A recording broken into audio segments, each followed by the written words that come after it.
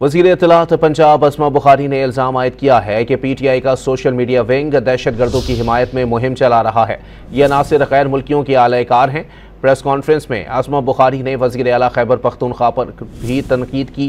कहा कि अली अमीन गंडापुर को अपने अवाम की नहीं अफ़गान बाशिंदों की बेदखली की फिक्र है। एक पूरी मुनज़्ज़म कैंपेन, और वही कैंपेन जो इंडियन मीडिया कर रहा था, वही कैंपेन की गई। ये हसीन इत्तफाक था, और अगर अभी भी इसको कोई इत्तफाक समझता है तो मैं समझती हूँ कि उसको शायद फिर तज्जियाकार कहना, या उसको जो है वो शायद इस तरीके फसाद का सही चेहरा अभी भी अगर नज़र नहीं आ रहा, तो मुझे उसकी जो हुब्बुल वतनी है, मुझे उस पर जो है अफसोस है।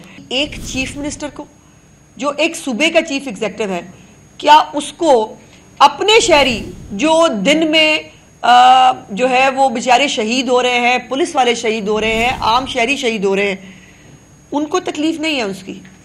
उनको तकलीफ है कि अफगानियों को जो है ना वो जाने ना दें।